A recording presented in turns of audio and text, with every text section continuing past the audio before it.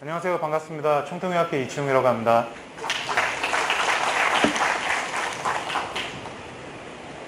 오늘 강의에서는 임상에서 쉽게 활용할 수 있는 대장병 치료에 대해서 알아보려고 하는데요. 강의 처음에 제의를 받았을 때 울산 한의사협회에서 이 강의를 하는 취지가 임상에서의 효과를 높일 수 있는 동네 한의원 살리기 컨셉이라는 얘기를 들었거든요. 그래서 그런 임상에 도움이 될 수 있는 강의를 해보려고 하고 있고요. 오늘 하게 될 강의는 뭐 새로운 내용을 말씀드린다기보다는 약간 발상의 전환을 해서 기존에 알고 계시던 한의학적인 지식이라든지 아니면 오형혈을 사용하는 방법을 약간의 발상의 전환을 하셔서 새롭게 사용하시는 방법에 대해서 설명을 드릴 예정입니다. 자, 그러면 시작하도록 하겠습니다.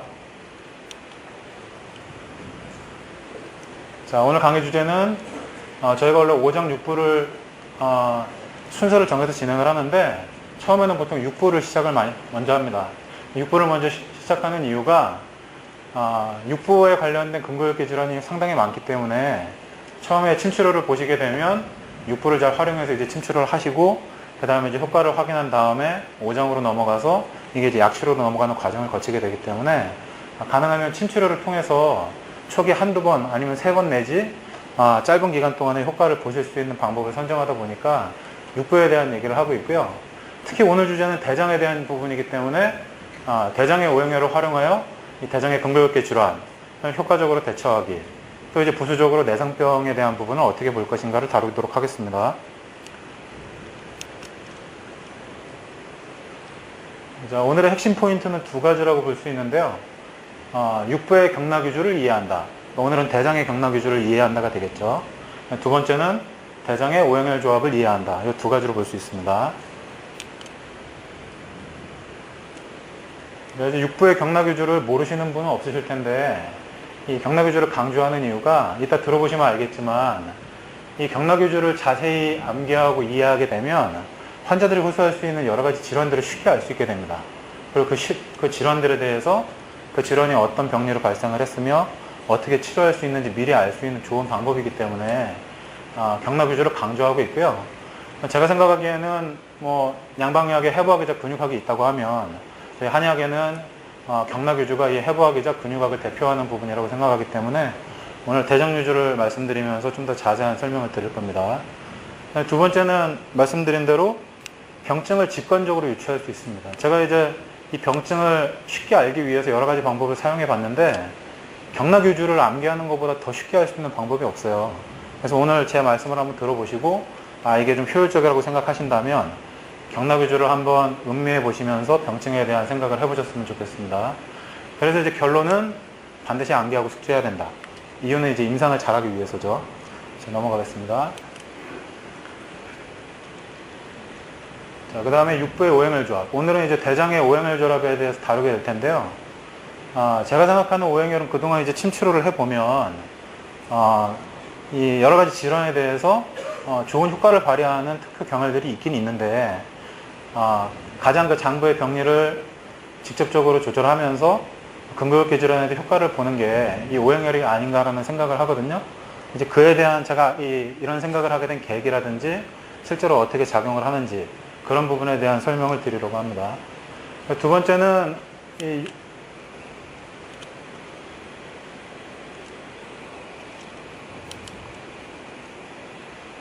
오형혈을 사용하는 방법을 설명드릴 텐데요. 이제 이 방법을 총통치법만의 특징이라고 지금 말씀드리고 있는데 아마 오형혈이라고 하면 여지까지 사암침법이나 오형침법에 익숙하시기 때문에 대부분 오형의 상생상극을 활용하는 방법을 많이 쓰시고 있을 겁니다. 오늘 하게 될 대장 같은 경우도 그 대장에 대한 사암침법을 공부해 보신 분들은 주로 이제 대장전격 하면 복지삼리와 양계양곡을 사용하고 그다음에 대장승격이라고 하면 이간통곡과 양계양곡을 사용하는 패턴에 익숙하실 텐데 그거 이외에 다르게 사용하는 방법을 오늘 설명드릴 거예요. 근데 이제 말씀을 들어보면 생각보다 굉장히 단순하고 실제로 환자의 증상을 들어보고 바로 적용하면 상생상극과 관계없이 쉽게 할 수 있는 부분이 있기 때문에 그 부분을 한번 들어보시고 실제로 사용해 보시기 바랍니다. 자, 이제 이건 비하인드 스토리라고 해서 이제 요추 4호분의 추간판 탈출증이 대장요통이라는 얘기를 하고 있는데요. 이게 이제 저한테 해당되는 사항이기도 하고, 오행열을 어떻게 사용해야 될지, 또 어떤 효과가 있는 건지라는, 것들을 이해하게 된 직접적인 계기가 된 부분이라 설명드리려고 하는데, 일단, 요 요추 4호번의 추간팔 탈취증이랑 대장유통에 무슨 관계가 있냐라고 의구심을 얘기하실 분들도 있을 거예요. 근데 이제, 누구나 알고 계시는데 잊고 있는 게, 이 요추 4호번의 부위가 한의학적으로는 대수혈 중에서 대장수가 위치하는 부위입니다. 그래서 이 대장수라는 부위가 대장의 병증을 반영하고 이 대장의 상태가 안 좋아졌을 때 문제를 일으킬 수 있는 부위이기 때문에 모든 요추 4호번 환자가 이 대장의 원인으로 인해서 이 디스크가 온다고 볼 수는 없지만 상당히 많은 범위에서 대장의 문제로 인해서 이 디스크가 오게 돼요. 이제 실례로 제가 이제 디스크 환자입니다. 제가 이제 요추 4호번 디스크 탈출이 굉장히 심해서 수술을 안 하면 일상생활을 하기 어렵다는 진단을 받았던 사람이고 실제로 굉장히 오랫동안 고생을 했는데 제가 이제 침치료를 하면서 회복이 되면서 이제 신뢰를 가지게 됐어요. 그래서 이제 본격적인 내용에 들어가기 전에 그 제가 겪었던 그 요통의 양상이라든지 아니면 치료를 받았던 방법들에 대해서 간단하게 설명드리고 이게 이제 대장에 대한 프리뷰를 한다고 생각하시고 들으시면 좋을 것 같습니다. 제가 이제 허리를 처음 다치게 된 게 2007년 말경이었는데 그 당시에 이제 허리가 조금씩 안 좋다는 생각은 하고 있었는데 그다지 심각하진 않았어요. 근데 이제 계기가 축구를 하다가 무리하게 이제 뭐 태클 동작 이런 걸 통해서 이제 허리를 삐끗하게 됐는데 단순하게 허리가 아픈 거라고 생각을 했는데 이게 시간이 좀 낫지 않는단 말이죠. 이게 한 주, 두 주 기다려봐도 낫지 않고 시간이 뭐 한 달 정도 지나는데도 차도가 없고 이제 그 당시에 제가 호소했던 증상이 일단은 아침에 일어나면 불신이 거의 안 되는 거였습니다. 일어나서 세수를 하려고 그렇게 구부리면 이 구부릴 수가 없어요. 악소리가 저절로 나서 주저앉게 되고 그 다음에 허리가 굉장히 무겁고 뻐근한 느낌을 느끼게 되고 그 다음에 이제 약간의 다리에 저림 증상들을 느끼고 허리가 욱신거리는 느낌 그 다음에 이제 그 당시에 제가 대변 상태가 상당히 좀 안 좋았어요. 이 식후죽병 경향이 약간 있고 그 다음에 연변 경향의 대변을 자주 보고 하루에 서너 번 정도 그리고 이제 대변을 본 다음에 무지럭한 느낌 그 다음에 자결감을 느낄 때도 있었고 항상 그런 것들이 불편했었는데 그 당시에는 이제 뭐 그런 부분들이 허리가 아픈 거랑 관련이 있을 거라고는 전혀 생각을 못 했죠. 이제 그렇게 이제 시간이 지나가다 보니까 이건 이제 치료를 안 하면 안 되겠구나. 이거 학교를 다닐 수가 없는 상황이 된 거예요. 그래서 이제 그때부터 제가 이제 신촌 홍대 일대 한의원을 이제 돌아다니면서 침치료를 받기 시작했는데 침치료를 계속 받는데도 차도가 없는 거예요. 그래서 이제 보통 환자들처럼 침 맞으러 가서 설명 들어보고 세네 번 정도 침을 맞아본 다음에 효과가 없으면 또 다른 데로 가고 이제 뭐 환자로서 안 좋은 치료를 한 거죠. 이게 믿고 꾸준히 지켜봤어야 되는데 그 당시에 이제 그런 선택을 했던 이유가 이 선생님들이 설명을 잘 안 해줘요. 제가 허리가 왜 아픈 겁니까? 이렇게 물어보면 일단 엎드려 봐 이래서 허리에 침을 놔주시고 그 다음에 며칠 지나면 좋아지니까 계속 맞아보자 이렇게만 설명을 해주시고 저한테 신뢰를 주는 선생님이 없어서 제 기준에는 이제 서너 번 맞아보고 효과가 없으면 이제 다른 데로 옮길 수밖에 없었던 거죠.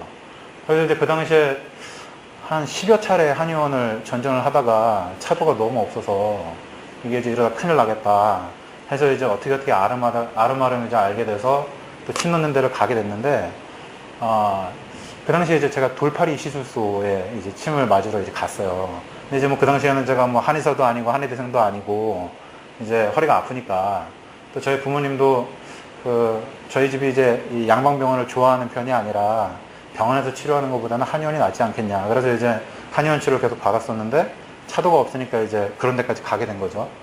그래서 이제 거기 가서 이제 얘기를 들었는데 그분이 하는 얘기가 저를 딱 보더니 몇 가지 진찰을 하더니 너는 허리에 침 맞아서는 이 허리 아픈 게 안 난다 이렇게 얘기하시더라고요.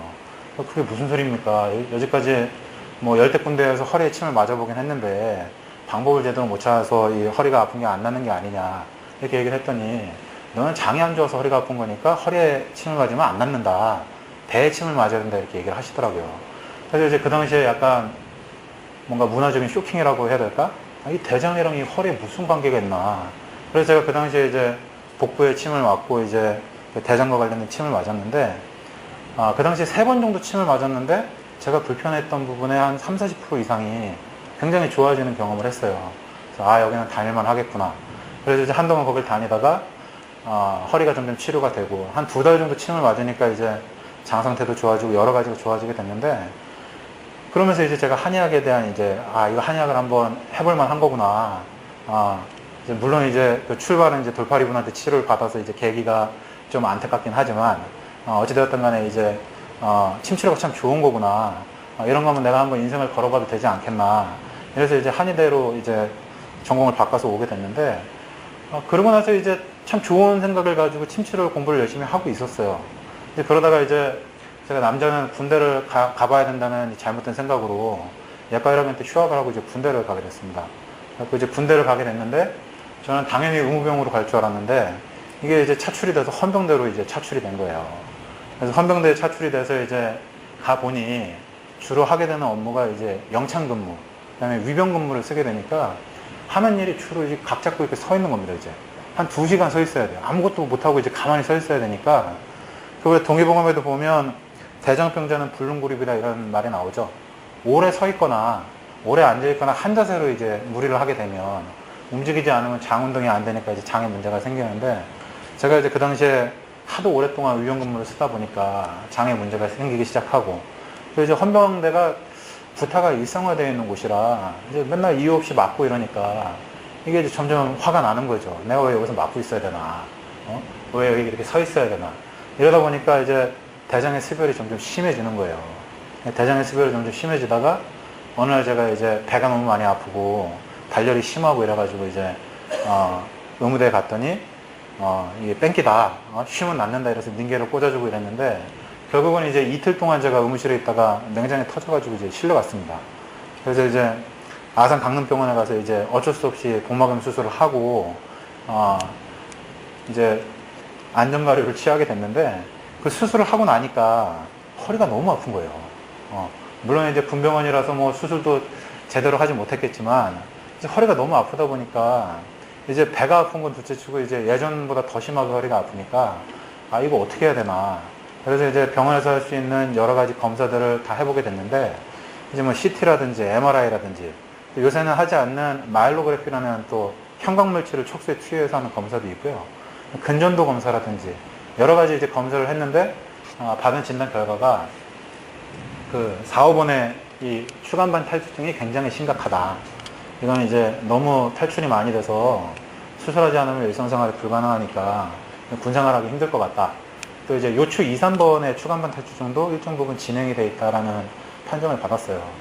그래서 이제 군의관이 하시는 얘기가 여기서 수술을 하고 나갈래? 아니면 심사를 받아서 수술을 안 하면 못 나갈 수도 있는데 심사를 한번 끝까지 받아보겠냐 해서 제가 심사를 받았는데 이제 결국은 밖에 나가서 수술하는 쪽으로 해서 의병제대를 하게 됐어요. 그래서 이제 군대에서 제대를 하게 된 건 굉장히 좋았는데 이 허리가 상당히 심각한 상태로 나오게 됐으니 이제 이 허리를 치료하지 않으면 안 되는 상황이 된 거죠. 근데 이제 설상가상으로 저를 또 이 허리 치료해 주셨던 그분은 제가 군대 가 있는 동안 돌아가시고 제가 이제 혼자 허리를 치료해야 되는 상황에 놓이게 됐는데 그래도 이제 좋았던 거는 원인을 아니까 지난번과 똑같은 양상이었다.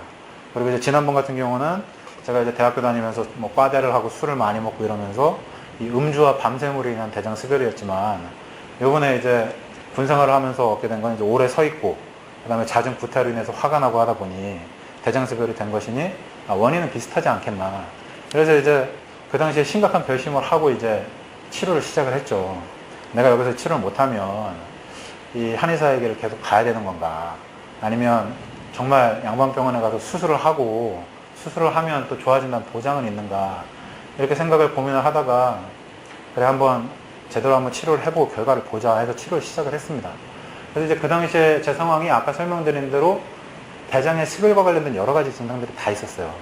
그 식후죽병 경향, 항상 배가 이렇게 배둘레임이 좀 나와 있고 무지럭하고 그 다음에 잔변감이 계속 있으면서 이 자결감을 느끼고 그 다음에 이제 그런 느낌이 있다 보니까 배하고 허리에 욱신거리는 듯한 느낌, 통증이 좀 자주 있었고 그다음 제일 심했던 거는 불신자통이었습니다. 마찬가지로 아침에 일어나서 세수를 하면 고개를 숙이기가 어렵고 그 다음에 이제 사람이 뭐 물건이 떨어지면 이렇게 주워야 될 거 아닙니까? 근데 이 자세가 안 되고 거의 이 자세가 돼. 이렇게 해서 이렇게 죽게 되는 환자들이 주로 호소하는 자세 있죠? 이게 너무 심해가지고 그때부터 이제 치료를 하기 시작했는데 그 당시에는 제가 이제 사암침법을 공부하고 있던 때라 그 사암침법의 정승격을 사용해서 치료를 한번 해보자 마음을 먹고 이제 시도를 시작을 했는데, 저 같은 경우에 이제 허리가 굉장히 아팠기 때문에 이게 전격을 써야 되냐, 승격을 써야 되냐, 이 고민이 되지 않습니까? 실증이니까 승격을 써야 될 것 같기도 한데, 전격은 도대체 어떨 때 쓰는 건지 허할 때 쓰는 거라고 하는데, 제가 허한 상황은 아닌 것 같고 지금 허리가 굉장히 아프니까 실증인데, 그래서 이제 대장 승격을 쓰려고 이제 혈자리를 확인해 보니까 대장 승격이 양계양곡을 보호하고 이간 통곡을 사하게 돼 있어요. 그래서 이제 양계양곡을 보호한다는 얘기는 한증이니까 화열을 보호한다 이런 얘기인데, 제가 이렇게 열이 심한데 화열을 보호한다는 거는 안 될 것 같고, 제가 이제 체열이 굉장히 높아서 이렇게 강의를 하거나 말을 많이 하거나 과외를 하면 항상 얼음물을 먹어야 되는 편으로 열울이 심한 사람인데, 이게 딱 보니까 양계양곡을 보호한다는 게 좀 이치에 안 맞는 거예요. 그리고 이제 그럼 대장전격을 놔야 되나 하고 확인을 해보니까 양계양곡을 사야 된다고 되어 있으니까 저랑 이제 잘 맞더라고요. 양계양곡을 사하면 대장의 열도 좀 줄어들고 통증도 줄어들지 않겠나. 근데 이제 같이 처방되어 있는 곡지 삼리보를 보니까 이 곡지라든지 삼리라는 자리는 만성적인 허증이 있는 사람이 뜸을 뜨거나 침을 놓으면 소화력도 좋아지고 대변도 잘 보고 진해급수도 잘 되고 이런 자리라고 하는데, 이게 과연 나한테 맞겠나, 이건 진짜 허증에 쓰는 자리 아닌가, 이런 의구심이 들어서 뭐 하나 선택을 못 하겠더라고요. 그래서 이제 제가 택한 방법은 그렇다 그러면 하나씩 나보고 효과를 보자. 지금 내가 여러 가지 복합적으로 안 좋은 증상이 있는데 침을 하나씩 나보고 확인을 해보면 뭐가 효과가 나도 날 거 아니냐. 그래서 이제 처음 선택한 게 양계양곡을 사하자였습니다. 그래서 이제 양계양곡을 사하는 쪽으로 침을 시작을 했는데, 처음에는 이게 취열이 부족하니까 효과가 잘 안 나요. 이 양계양곡이 의외로 쉬운 자리가 아니고요. 특히나 양곡은 제대로 침 놓기가 굉장히 어렵습니다. 그래서 이제 효과가 날 수 있다는 생각을 하고, 뭐 영수보사도 해보고, 직자도 해보고, 어떻게든 저한테 효과를 볼 수 있는 자리를 찾으려고 하면서 테스트를 하다 보니까, 이게 침이 잘 들어갈 때는 이 염증성 경향에 화끈거리는 느낌, 그리고 욱신거리는 느낌이 조금씩 줄어들더라고요.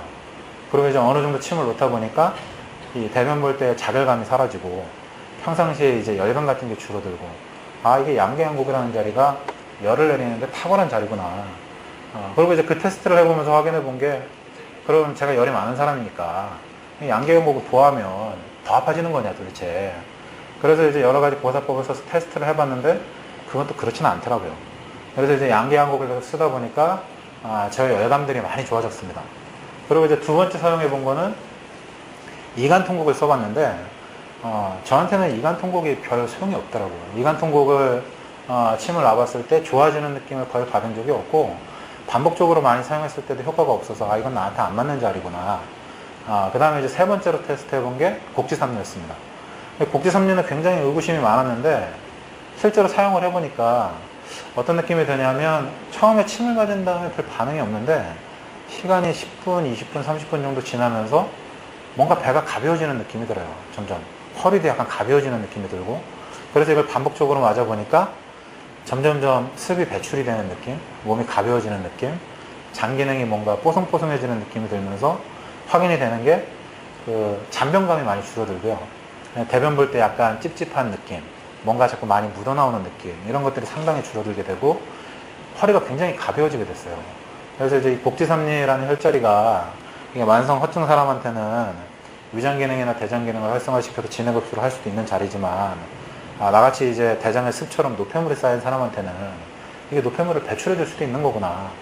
이제 그런 이제 힌트를 얻게 됐고, 그래서 이제 양계랑 이간이랑 곡지를 쓰면서 상당히 좋아졌는데, 제가 이제 마지막으로 해결되지 않은 부분이 이 불신통에 대한 부분이었어요. 나머지는 이제 상당히 편해져서 대변도 좀 좋아지고, 움직여도 이제 뭐 어느 정도 걷거나 가볍게 이제 활동하는 건 가능해졌는데, 아침에 일어날 때 이 목을 구부리거나 해서 세수하는 거, 아니면 쭈그리고 앉아서 머리 감는 거, 그 다음에 이제 급격한 불신 동작이 너무 심하게 안 되는 거죠. 허리에 뜨끔뜨끔거리는 강한 통증이 와서. 그래서 이제 제가 사용해보게 된 게, 지금 대장의 오염열 중에서 오염열이 5개 있는데 상향은 대표열이니까 많이 쓰진 않는다고 하니, 그러면 마지막 한 가지 남은 게 상간이목이더라고요.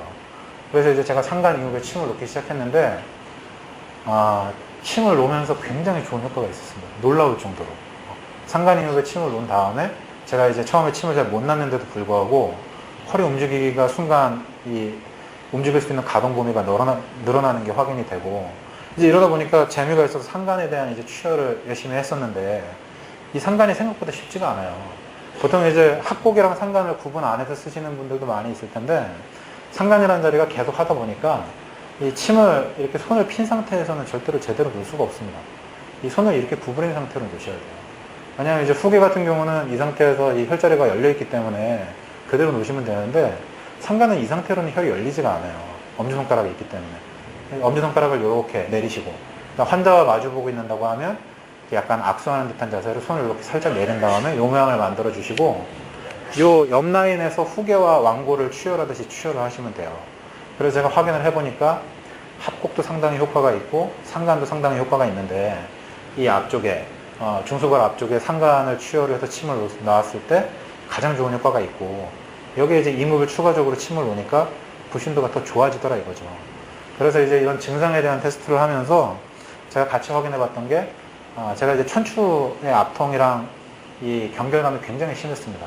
이제 수술을 했으니까 왼쪽 이 맹장 부위는 당연히 수술 자국이 있고, 또 복막염 수술을 했으니까 약간 협착이라든지 유착이라든지 경결된 부분도 있었고, 그 수술된 부위보다 더 심했던 게 우측 천추가 굉장히 심했어요.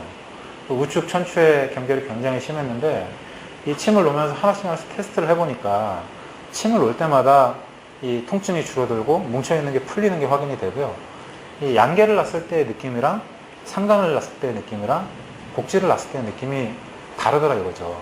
그래서 이제 이 부분을 힌트로 삼아서, 앞으로 이 침에 대한 이 오행혈을 사용하는 방법이 아마 이런 식으로 진행하면 될 것 같은데, 과연 이게 대장에만 해당되는 것이냐, 아니면 육부 전체에 해당되는 부분이 있느냐 해서 테스트를 하다 보니까 나름대로 육부 전체에 해당되는 보편적인 측면이 있어서 이걸 이제 정리해서 제가 쓸 수 있는 방법으로 만든 게 오늘 설명해 드릴 내용이고요. 이제 그런 작업들을 육부랑 오장에 걸쳐서 계속 진행을 했고요. 이제 제가 확인했던 거는 침을 놨을 때 환자의 주소증이 줄어드는지, 그 다음에 복진이 줄어들거나 경결이 줄어드는지, 이거에 대한 테스트를 충분히 하고 이제 개업을 했고요. 개업한 지 지금 11년 동안에는 계속 그 방법만 사용하고 있는데, 그 구체적인 방법에 대해서 설명드리겠습니다.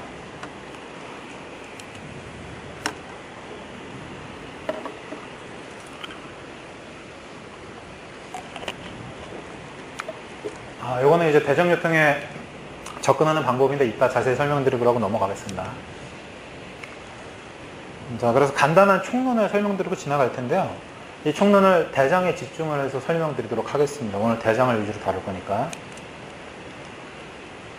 자, 이제 제가 쓰고 있는 방법을 이름을 총통침법이라고 붙이긴 했는데, 기존의 방법이랑 조금 다르기 때문에 이름을 붙인 거고요. 여러분들이 쉽게 받아들이시기에는 기존에 있는 복모혈이라든지 배수혈, 그 다음에 오행혈을 사용해서 좀 쉽게 치료를 할 수 있는 접근 방식이라고 이해해 주시면 좋고요. 저희가 주요하게 생각하고 있는 건 진단 방법으로 복진법을 사용합니다. 근데 이제 이 복진법이 기존에 있는 방법이랑 약간 다르기 때문에 이름을 붙였고, 복진을 근거로 해서 환자의 주소증을 파악을 하고 병리를 결정을 하고, 이 병리를 치료하기 위한 이 침처방을 구성을 해요. 그리고 이 병리를 해결하기 위한 침처방을 구성한 후에 마찬가지로 병리를 해결하기 위한 한약 처방을 구성을 합니다. 그래서 이 침치료와 약치료가 같이 가는 특징이 있고요. 이제 이 침처방이 결정이 되면 이 침을 한 개씩 침을 놓으면서 환자의 주소증에 대한 확인을 하고 복진을 확인하면서 테스트를 하시는 거죠. 그리고 이게 익숙해지면 나중에는 좀 더 수월하게 빨리 진행하실 수 있습니다. 이게 이제 기본적인 정의라고 보시면 되고요. 이건 뭐 지금 설명드린 방법을 설명한 거고요. 그 다음에 이제 여기 이제 유주와 생리.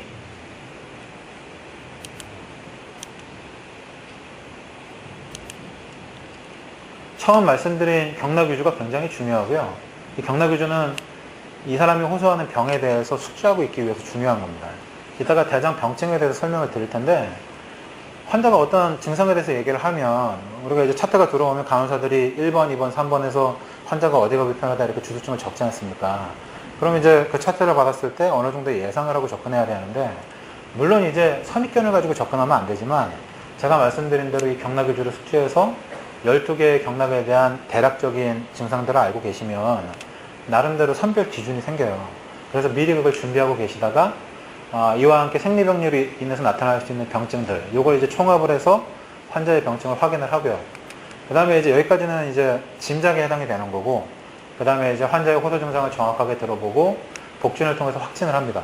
이게 확진이 되면 그 다음에 병리가 나오고 병리가 나오면 오행을 조합을 선택하고 그 다음에 치료 증상과 복진의 감소를 확인하는 방법을 사용하고 있죠. 넘어가겠습니다. 자, 뭐 계속 반복하는 이야기인데 경락위주의 암기와 구체적인 이해는 반드시 필요하다. 이게 왜 반드시 필요한지 이따 대장을 통해서 설명드리겠습니다. 그 다음에 육부의 기본 생리와 병리를 이해한다라고 되어 있는데 모르는 분이 없을 거예요 아마. 이 대장이라는 게 병리가 뭐가 있습니까? 전도조박한다가 거의 대부분 아닌가요? 대장주 진액한다, 대장주 진한다, 이 두 가지밖에 없는데 이 단순한 두 가지만으로도 여러 가지 유추가 가능해요. 그래서 경락유주와 이 기본적인 생리를 통해서 증상에 대한 설명을 이따가 드릴 거고요. 그 다음에 또 저희가 중요하게 여기는 방법 중에 하나가 이게 이제 오행일을 사용하는 방법과 일맥상통하는 부분인데 환자의 호소 증상을 피맥유풍골의 층차로 구분하여 확인한다 라는 방법을 사용하는데 이 방법에 대해서 이따 설명드리겠습니다. 그 다음에 아까 말씀드렸던 복진법을 사용해서 병행정보를 파악한다. 그러니까 오늘은 대장을 할 테니까 대장의 복모혈인 천추가 굉장히 중요하고요. 그 다음에 요추 4호번 뒤에 있는 대장수가 중요할 것이고 그 다음에 대장의 경혈 중에 거골이라는 혈자리가 있습니다. 거골이라는 혈자리가 어깨 이 견쇄관절 끝에 있는 혈자리인데 이 혈자리가 굉장히 중요해요. 그 혈자리에 대한 팁을 이따가 드릴 겁니다. 넘어가겠습니다. 자, 그래서 이제 내성병을 확인하는 복진. 이제 복진을 여러 가지 활용을 하는데 제일 중요한 건 복모혈을 중요하게 여기고요. 여기 이제 표시되어 있는 가운데 자리가 중환이고요. 양쪽에는 천추가 있고 여기가 이제 중요합니다. 그 다음에 배꼽 아래 성문이랑 관원이 있고 그 밑에는 중극이 있죠. 그 다음에 이제 보통 1월이 이 늑간 사이에 있는데 저희는 늑간 사이가 예민해서 쓰지 않고 흉역고만을 확인하는 식으로 이 갈비뼈 아래쪽을 눌러서 이제 담에 대한 이 복진을 확인을 하고 있습니다. 그리고 옆에 나와 있는 배수혈은 환자가 이 부위의 증상을 호소할 때 참고하는 자리라고 생각하시면 돼요. 자, 그럼 두 번째 복진은 경락병입니다. 이 내상병과 경락병에 대한 구분을 하는 이유가 무엇이냐면 환자가 호소하는 증상이 내상병이 있을 수도 있고 경락병이 있을 수도 있어요. 근데 이제 복진에 대한 설명을 드리면 뭐 예를 들어서 천추의 압통이 환자가 확인이 됐단 말이죠. 근데 환자에게 천추의 압통이 확인이 됐는데 그런 천추의 압진이 확인이 됐다고 해서 환자가 반드시 대장의 경락병을 호소하느냐? 그건 아니거든요. 그러니까 경락병과 내상병이 연결되어 있는 경우도 있지만 다른 원인에 의해서 따로따로 오는 경우도 있기 때문에 두 가지를 나눠서 분리해서 보셔야 됩니다. 그래서 이제 경락병을 확인하는 자리가 오늘 이제 대장학에서 하게 될 거골. 이 거골은 아마 그 근육학적으로 접근하시는 분들은 견쇄관절 사이에 인대라든지 심줄 손상이 있으면 아마 이 자리를 많이 사용하실 텐데 이게 이제 치료혈로도 굉장히 좋지만 진단점으로 굉장히 의미가 있고요. 그 다음에 이 가운데 있는 견정은 다음의 진단점으로 사용을 하고 견정 바로 뒤에 있는 자리는 천료, 3초의 진단점으로 사용을 하고요. 그 다음에 이 뒤에 있는 천종은 소장의 경락병 진단점으로 활용을 합니다. 그리고 이제 무릎 뒤에 있는 위중은 방광의 진단점으로 사용을 하고 그 바깥에 있는 위양은 3초의 진단점, 양릉천 족삼리를 담과 위장의 기본적인 방법으로 쓰고 있습니다. 오늘은 이제 이 거골이 제일 중요하겠죠. 자, 아까 말씀드린 대로 환자가 호소하는 질환이 내상병일 수도 있고 경락병일 수도 있어요. 근데 이 부분을 확실하게 구분을 하셔야지만 이 환자가 대장의 실질장기에 문제가 있어서 변비가 있다든지 설사가 있다든지 아니면 요새 많은 과민성 대장증후군이 있다든지 이런 부분에 대한 내상병을 확인할 수 있는데 이 환자가 그럼 반드시 이 대장경락이 지나가는 부위에 통증을 호소하느냐 질환을 호소하느냐 하면 그건 아닐 수 있다는 얘기죠. 반대로 얘기하면 환자가 팔꿈치가 아파서 왔는데 테니스 엘보 진단을 받고 왔어요. 근데 외측 상가염 진단을 받고 왔는데 이 팔꿈치 주위가 확인해 보니까 곡지란 말이죠. 그럼 곡지가 아픈 환자가 과연 대장에 내상병이 있겠느냐? 있을 수도 있지만 없는 경우가 많습니다. 그래서 이 두 가지를 분리해서 보셔야 되고요. 이 교집합이 형성이 되는 환자분이 있는데 이 환자분이 굉장히 좋은 환자분이에요.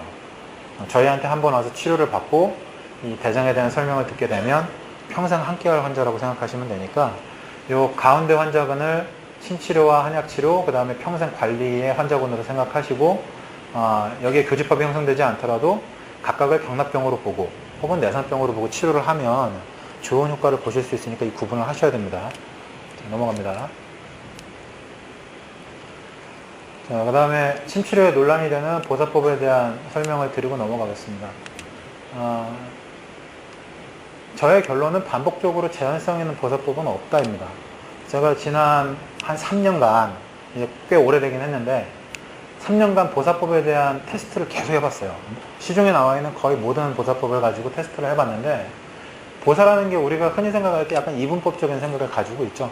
예를 들어서 화열을 보하면 이게 이제 열이 나야 된다, 따뜻해져야 된다, 양기를 보충한다, 아니면 화열을 사하면 열이 식어야 된다, 염증이 없어져야 된다, 이런 화열이나 수열에 대해서는 좀 이게 양분적인 생각이 쉽기 때문에 그런 막연한 인식을 가지고 있는데, 실제로 보법, 사법을 여러 가지 방법으로 테스트를 해보면 영수보사, 아니면 원방보사, 아니면 뭐 좌우유주보사, 아니면 남자, 여자, 오전, 오후, 뭐 수족, 음양경까지 따지는 뭐 구륙보사, 이런 걸 다 해봐도 반복적으로 반대가 되는 방법은 없습니다. 그래서 오늘 정리하고 넘어갈 부분은 보사는 없다고 생각하셔도 돼요. 없다고 생각하셔도 되는데, 중요한 것은 보사보다는 선열과 취열이 더 중요하다. 그러니까 이제 선열은 환자가 호소하는 병증의 병리가 무엇이냐, 그리고 그 병리가 무엇인지 확인이 된다면 그에 적합한 선열을 해야 된다는 얘기고요. 그 다음에 중요한 거는 침 잘 놓는 게 중요합니다. 그 혈자리라는 게 대략 위치 크기의 차이가 있긴 하지만 대략 침관 한 3개, 4개를 벗어나지 않아요. 그러니까 뭐 족삼류라든지 복지 같은 좀 큰 자리는 우리가 사용하는 작은 침관 한 서너 개 정도의 크기를 가지고 있고, 아까 제가 말씀드린 상간이라든지 아니면 양계라든지 이런 자리는 침관 한두 개밖에 되질 않아요, 크기가. 그래서 제일 중요한 거는 취열을 잘해야 됩니다. 그 자리에 정확하게 넣을 수 있느냐, 그 다음에 그 자리에 정확히 넣은 다음에 어느 정도의 자극을 줄 것이냐. 그러니까 이 보사법은 본인이 사용하기 쉬운 방법을 선택하시고 치료 효과를 증폭시키기 위한 테크닉으로 사용하시면 큰 어려움이 없을 거고요. 그 다음에 이제 저희 책을 보시면 보사가 의미가 없다고 하면서도 계속 침 처방이라든지 치염내를 보면 보사에 대한 표시를 계속 하고 있는데, 이건 이제 보사가 뭐 효과가 달라서 표시를 하는 게 아니고요. 병리적인 상황을 표현하는 약속으로 표시를 하는 겁니다. 특히 이 부분이 이제 5장에서도 중요한데, 뭐 예를 들어서 제가 이제 대장병 환자면, 저 같은 사람을 이제 비습한 사람이라고 보실 수 있고, 일반적으로 배둘레임이 있거나, 아니면 이렇게 배를 만져보면 안에 셀룰라이트 같은 율무화 같은 게 만져지거나, 아니면 제가 아까 말씀드렸던 식후주변이라든지 연변이라든지 이 약간 습체성 대장의 느낌이 있는 사람들은 대장 수부리라고 진단할 수 있죠. 그럼 그런 사람들한테는 복지삼리를 사한다고 표기하자 이거죠. 복지삼리를 사한다고 표기를 하면 이거는 대장 수부를 해결하기 위해서 침을 놓은 거구나. 그럼 반대로 복지삼리를 보호하기 위해서 치료하는 사람은 저 같은 사람이 아니겠죠. 대장에서 진해급수가 안 돼서 복부를 진찰해 보니까 기육이 굉장히 얇고 대장에서 진해급수가 안 돼서 피부가 굉장히 건조하고, 이제 이런 사람들은 복지섬유를 보호하면서 대장에서의 진해급수를 원활하게 해야 허리가 아픈 것도 좋아지고 피부 상태도 좋아질 수 있는데, 그런 약속을 하기 위해서 병리적인 상황을 표현하기 위해서 이 보사법을 기재한다라고 이해하시면 되겠습니다. 넘어갈게요.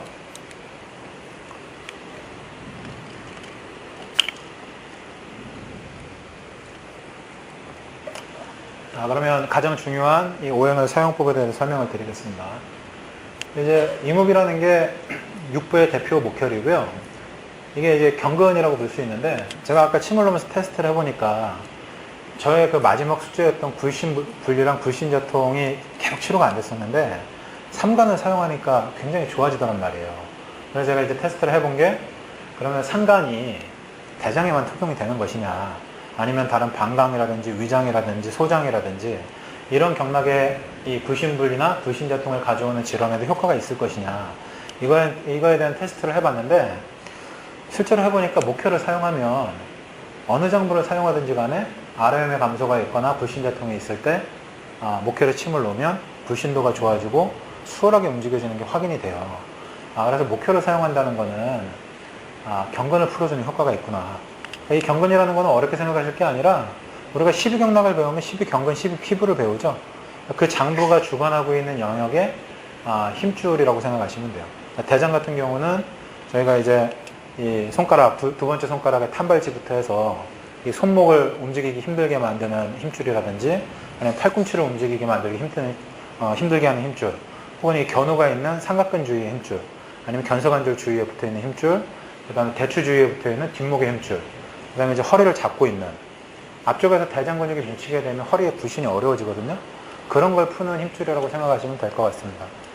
그래서 이제 이 목혈의 특징은 경근을 소통시킨다, 경락을 소통시킨다로 보시면 되고, 이제 여기에 더불어 확인한 게 이제 제가 복진에 대한 확인을 드렸는데, 실제로 복진을 했을 때 천추의 경결감이 만져지면서 대장이 뭉쳐있다, 혹은 조박이 뭉쳐있거나 조시가 있다라고 판단되는 사람에게 상간 이목을 써보시면 자침 후에 염전을 어느 정도 하시고 대략 5초, 10초 사이에 확인을 해보시면 이 복부가 굉장히 말랑말랑해지는 게 확인이 됩니다. 근데 이 부분은 천추에만 확인되는 게 아니라 중안에서도 확인이 되고요. 그 다음에 방광의 곡골에서도, 중국에서도 확인이 되고, 그 다음에 삼초의 성문에서도 확인이 되고, 여러 장부에서 확인이 되니까 일단은 이 내용을 생각하시고 넘어갈게요. 그 다음에 두 번째 테스트는 화열에 대한 부분인데, 이제 제가 침을 놔보니까 양계 양곡을 사했을 때, 이게 이제 양계 상곡 사인지 뭔지는 모르겠지만, 어찌되었든 간에 양곡에 침을 놔보니까 이 열이 굉장히 줄어들더란 말이죠. 그래서 이제 이와 관련된 화열에 대한 테스트를 해봤는데, 장부를 막론하고 이게 방광이든 아니면 위장이든 간에 화열을 사용하면 염증성 통증이 많이 줄어들더라고요. 위장 같은 경우는 상열감이 줄어드는 것도 확인이 되고, 이 구내염이 줄어드는 것도 확인이 되고, 그 다음에 위장과 관련된 부위에 통증이 줄어드는 것도 확인이 되기 때문에 이제 한열 편차를 조절한다 중에서 염증성 통증을 조절한다가 1번이고요. 그 다음에 두 번째는 이게 이제 국소 부위의 한증을 치료하는 효과가 있습니다. 뭐 예를 들자면 대장의 경우에 양계 주위가 유난히 시린 느낌이 든다. 근데 이게 계속 그랬던 게 아니라 뭐 추운 데서 삽질을 하다가 추위에 노출이 돼서 이 장갑이 가리지 못한 부위에 이제 한기가 스며들어서 양계 주위가 시리더라고 하면 그런 한증에 대해서 양계를 써보면 이런 한증들이 좋아지더란 말이죠. 이런 부분에 대한 테스트. 그래서 이제 결론적으로는 경락에서 발생하는 염증 통증 혹은 오래되지 않은 국소 한증을 치료하는 효과가 있고요. 내성병 같은 경우는 열호를 해결하는 효과가 있습니다. 자, 그 다음에 세 번째 토열이죠. 이제 토열은 기육이라고 얘기를 했는데, 제가 이제 이 대장 수불로 인한 이 요통을 호소하면서 굉장히 힘들었던 부분이 허리가 뻐근하고 무거운 느낌이었어요. 근데 이 무거운 느낌이 상당히 줄어들었는데, 이 부분을 생각해 보면 이 대장의 수불이라는 게 보통 기육으로 많이 들어갑니다. 그러니까 대장이라든지 삼초라든지 방광에서 이 수습대사의 노폐물이 제대로 배출이 안 되면 이게 일부는 몸에 저장이 되면서 기육에 저장이 되게 되는데, 이게 이제 반드시 허리만 그런 게 아니라 대장 같은 경우에는 이 팔을 보시면 이 양계까지는 기육이 별로 없습니다. 근데 이제 곡지로 넘어가면서부터 기육이 굉장히 커지기 시작해요. 그럼 이 부분이 뻐근하거나 주물렀을 때 뭉쳐있거나 아프다는 느낌이 들면 곡지를 사용하시면 굉장히 부드러워져요. 또 예를 들어서 이 곡지에서부터 이 삼각근으로 올라가는 이 견우까지의 이 삼각근이 굉장히 크게 위치하는데, 이 부분을 주물렀을 때 아프다든지 환자가 이 부분이 뻐근하다고 느끼면 복지를 사용하시면 굉장히 부드럽게 풀리는 느낌이 확인이 됩니다. 근데 이게 이제 대장뿐만이 아니라 방광이 주하는 배력은, 혹은 뭐 이 삼초가 주하는 견정 주위의 승모근 부위, 뭐 이런 데에도 다 적용이 되더란 말이죠. 그래서 이제 이런 식으로 정의를 하고 지나가겠습니다. 이제 금열 같은 경우는 조금 설명이 복잡하고요. 오늘 대장에서는 다루지 않을 내용이기 때문에 넘어가겠습니다. 그 다음에 이제 수열 같은 경우는 제가 이간에서 효과를 거의 못 봤어요. 근데 이제 테스트를 해보니까 제가 효과를 못 본 거였고요. 이 체질적인 상태가 비습한 사람이 아닌 약간 조혈성 경향을 가지고 있는 사람한테는 양계와 비슷한 효과가 있는 게 확인이 되더라고요. 그러니까 이제 염증성 통증을 호소하는데 비습한 사람이 아니라 피부가 건조하고 마른 사람인 경우에 양계보다 이간이 좋은 효과를 보는 경우가 상당수 있었고, 그 다음에 이제 이 수를 골수라고 표현을 했는데, 대장 같은 경우는 활용도가 좀 떨어지긴 하지만 해당 장부가 주관하는 관절이 뻑뻑하다는 느낌이 들 때 이게 상당히 유효성이 있습니다. 이 부분은 이따 대장 설명할 때 설명드리겠습니다. 자, 이제 기본적인 관점이 이렇다는 얘기고요. 그 다음에 이제 제가 보는 오수열과 오행열은 이제 오수열은 뭐 내경 난경에서부터 가장 전통적인 관점인데 이제 제가 이 오수열의 관점에서 처음 침을 놔봤을 때 느낀 점은 이게 물론 이제 정열은 심화만 신제병에 쓴다, 급성병에 쓴다. 형열은 신병 발열에 쓴다. 수열은 체중 절통에 쓴다. 경열은 천회 한열에 쓴다. 합혈은 역기 이설에 쓴다. 이런 주치 효능이 있기는 한데 이게 너무 공식적이에요. 그래서 장부마다 이게 보편적으로 통용되는 경우도 있지만 위장이랑 소장이랑 방광이랑 생리가 다 다른데 나타나는 증상과 질병도 조금씩 다른데 이게 보편적이지는 않더라 이거죠. 그래서 이제 이 방법을 오행혈이라는 관점에서 금수목화토로 대입을 하고 제가 아까 말씀드린 대로 피맥 깊은 거를 연결을 해서 생각해 보니까 환자가 호소하는 증상과 쉽게 매칭이 가능하다는 얘기죠. 그래서 이제 환자가 호소하는 증상을 들어보고 이 환자가 이런 증상을 호소하니까 뭐 예를 들어서 기육과 관련된 무겁고 뻐근한 느낌이 들면 토요를 쓰면 되겠구나. 실제로 토요를 쓰면 상당히 효과가 좋아요. 환자가 불신분리를 호소하거나 움직일 때 굉장히 아프고 힘들다라는 표현을 하면 이건 경근의 문제니까 목표를 쓰면 되겠구나. 이런 간단한 방법으로도 좋은 효과가 가능하고요. 그 다음에 이런 경락적인 질환에 효과가 있는 부분뿐만 아니라 육부의 병리를 조절하는 게 굉장히 매력적입니다. 그러니까 저 같은 경우에 이 허리가 좋아지는 것과 더불어서 대장의 습열이 없어지면서 대변 상태가 상당히 좋아지고 피부 상태가 굉장히 좋아지게 됐는데 실제로 한의원에 내원해서 과민성 대장증후군을 치료해달라는 환자 혹은 두한증을 치료해달라는 환자 그 다음에 묘기성 피부염을 치료해달라는 환자 혹은 콧물이 계속 줄줄 흐르는데 나는 하루에 휴지를 곽티슈로 한 통을 쓰는 것 같다. 이렇게 습체성 비염을 호소하는 환자한테 대장에 대한 치료를 해보시면 침 치료만으로도 상당히 효과가 있어요. 그리고 이 효과가 확인이 되면 자연스럽게 약치료로 넘어가게 됩니다. 그런 부분에 대한 연결이 용이하기 때문에 오행혈이 상당히 진보된 방법이 아니냐 이런 생각하고 있고요. 그 다음에 일반경혈과 오행혈의 관계. 이제 이 말씀을 왜 드리냐면 이 오행혈을 사용하는 사암치법이나 오행침법률을 공부하시게 되면 최대의 단점이 기타 경혈을 무시하게 됩니다. 오행혈만 공부를 하고 예를 들어서 오늘은 대장이라고 하면 대장에 굉장히 좋은 경혈이 많이 있어요. 근데 그 경혈들은 생각을 안 하고 이간이 어떤지, 양계가 어떤지, 상간이 어떤지, 상계는 생각도 안 하죠. 이제 사암침에 안 나와 있으니까. 곡지가 어떤지 이거에 대한 생각만 하고 실제 경락이 지나가는 중요한 경혈에 대한 효능을 생각하지 않는데 실제로 일반 경혈에 대한 구체적인 공부를 하면 오행혈을 좀 더 잘 사용할 수 있게 됩니다. 그래서 추천드리는 방법은 오행혈의 쓰임을 잘 이해를 하시고 주로 사용하셨던 경혈이 있으면 그 경혈을 썼을 때의 효과랑 오행혈을 썼을 때의 효과를 한번 비교해 보시기 바랍니다. 제 경험상으로는 그 특정 부위의 경혈을 사용하면 당연히 좋은 효과가 있는데 그 경혈을 사용하지 않았을 때에도 오행혈을 썼을 때 비슷한 효과가 있어요. 그러니까 이 부분은 확인해 보시고 추가적으로 사용하셔도 되고 아니면 일반 경혈을 사용하셨을 때 효과보다 오행혈이 비슷하거나 아니면 좀 더 낫다라는 생각이 드시면 일단 체력적인 부담이 덜해지고 노력이 덜 들어가니까 이거는 대체하실 수 있겠죠. 넘어가겠습니다.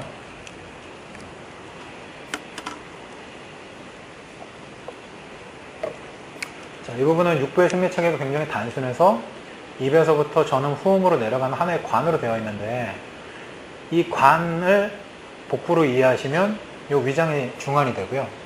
그 다음에 삼초와 성문이 위치하는 부분이 이제 수분이랑 성문 관원이 있게 되고 그 다음에 대장 쪽이 천추, 방광 쪽이 중극이 되고 이제 담이 순환을 시키면서 양쪽 이 1월 부위를 담당하게 되는데 이게 막히면 육부에 문제가 생긴다 이거죠. 그래서 육부의 문제는 막히면 문제가 된다. 위장이 막히면 식적이 된다. 대장이 막히면 조시가 되거나 수불이 된다. 방광이 막히면 수불이 된다. 3초에 정체가 생기면 당연히 수불이죠. 소장이 막히면 어혈이 된다. 이게 바로 육부의 내상병이라고 이해하시면 간단합니다. 그리고 이제 이걸 해결하는 방법이 이목을 사용하게 되면 이 위장, 소장, 대장 3초의 운동을 촉진시키기 때문에 위장에 막혀있는 식적이라든지 소장에 막혀있는 어혈이라든지 대장에 막혀있는 조박이라든지 이런 것들을 빨리 내려보낼 수 있는 좋은 방법이 되고요. 족삼류라는 거는 흡수와 배출을 도와주기 때문에 대장에 수불이 뭉쳐있으면 곡지삼류를 사용하면 배출이 되고 혹은 대장에서 진액 흡수가 안 되면 곡지삼류를 사용하면 보충이 되고 이런 식으로 진행이 된다 이거죠. 그리고 이제 왼쪽에 표시되어 있는 양곡 지구랑 통곡은 한혈 편차를 조절하는 방법이고 옆에 상향은 이 피모에 대한 조절을 하는, 외감에 대한 조절을 하는 부분인데, 이건 나중에 이제 다른 장비 강론을 보시면서 하겠습니다. 자, 이건 이제 저희 학회 회원님 중에 한 분이 본인 몸에 침 치료한 이 폐침을 모아놓은 침통인데, 저희 학회에서 강조하는 부분이 침 치료를 잘하기 위해서 내 몸에도 침을 많이 놔봐야 된다. 저 자체가 이제 너무 아파서 침 치료를 했고, 근데 이제 제대로 된 혈자를 몰라서 고생을 하고, 그 다음에 기존에 있는 경혈책을 확인해 보면서 제 몸에 침을 놓다 보니 이 복진과 증상의 반응이 있는 자리를 확인하게 됐기 때문에 환자의 마음이 이해가 되고, 내가 만약에 침을 잘못 놨을 때 환자가 느끼는 반응이 이게 내가 침을 잘못 놔서 환자가 이런 반응을 하는 건지, 아니면 내가 침을 잘 놨는데도 이 환자가 지금 엄살을 피우는 것에 대한 여러 가지를 알 수 있어요. 그래서 자침 연습을 하기를 강조해 드리고요. 이 부분은 뒤에서 다시 한번 말씀드릴 겁니다. 자, 이게 이제 6부의 경락유주인데 반드시 외우고 숙지하셔야 됩니다. 넘어갑니다. 자, 그래서 오늘의 본론 대장으로 넘어갈 텐데 이게 시간이 만만치 않네요. 현재 9시네요. 오늘 혹시 끝나면 시간이 되면 복진이나 실습을 해볼까도 생각을 하고 있는데 시간 여유가 될지 모르겠어요. 혹시 관심이 있으신 분들은 이따 끝나더라도 한번 원하시면 이 천추라든지 거골이라든지 아니면 취혈에 대한 부분 말씀을 드릴 테니까 뭐 이 자리나 밖에서라도 잠시 시간을 내드리도록 하겠습니다. 자, 오늘의 효과적인 대장치료, 이제 여기서부터가 하이라이트고요. 이미 프리뷰는 다 됐다고 보시면 되니까 생각의 전환을 어떻게 할 것인지만 확인하시면 돼요. 저희가 대장병을 치료할 때 이제 준비해야 될 이 과정을 적어 놓고 있는데요. 처음에는 대장병증에 대한 숙지가 있어야 됩니다. 대장병이 뭔지를 알아야지 환자가 얘기할 때 이 사람은 대장병이구나 이런 생각을 할 거 아닙니까? 대장병증이 무엇인지에 대한 숙지. 그 다음에 두 번째는 대장병인 게 확인이 됐어요. 이 확인을 어떻게 할 것이냐. 이건 복진을 사용하겠죠. 세 번째는 이제 대장병인 게 확인이 됐으면 대장병의 병리를 선택을 해야 된다 이거죠. 대장의 습열인지, 조혈인지, 아니면 단순한 열울인지, 아니면 대장의 운동이 안 되는 것인지, 아니면 뭐 그런 기타 등등의 병리를 선정을 하면 그 다음에 이제 오행을 선정이 가능하고, 그 다음에 오행을 선정이 가능하면 침 처방이 나오고 한약 처방이 나오게 됩니다. 그리고 이제 여기까지 했다 이러면 이제 처방이 다 나왔어요. 그래서 침을 잘 놔야 되는데 침 잘 놓는 방법은 뭐냐 이거죠. 이 부분에 대한 설명을 드릴 거고, 그 다음에 침을 놓으면서 환자에게 설명드려야 될 부분, 침을 놓은 다음에 확인해야 될 부분, 이런 식으로 설명드리겠습니다.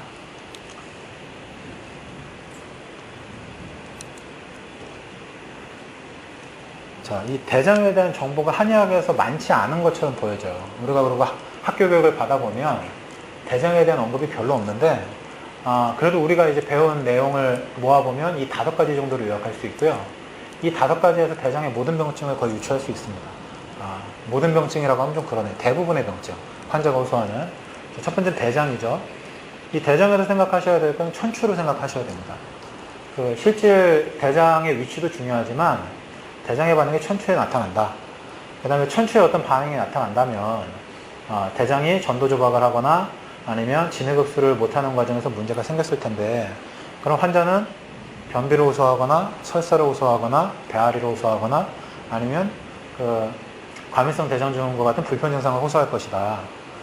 그 다음에 천추를 생각한 다음에 뒷부분을 생각하면 대장수를 생각할 수 있죠.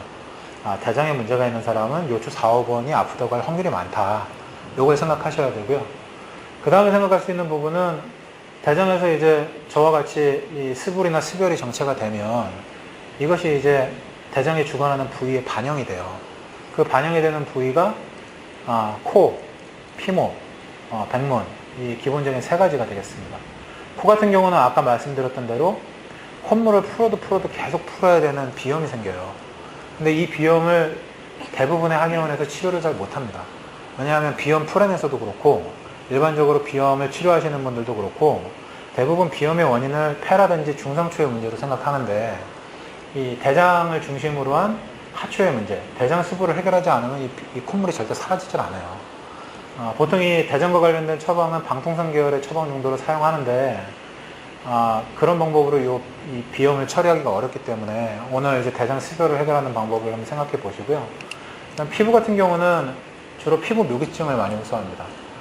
아토피 질환 같은 경우는 어려운 경우도 있지만 대장 수별로 인한 피부 묘기증은 좋아지는 경우가 상당히 많고요. 그 다음에 이제 병문 같은 경우는 제가 아까 호소했던 이 대변 볼 때의 자결감이라든지 누주룩한 느낌, 가벼운 치질들, 이런 부분들을 호소하게 되고요.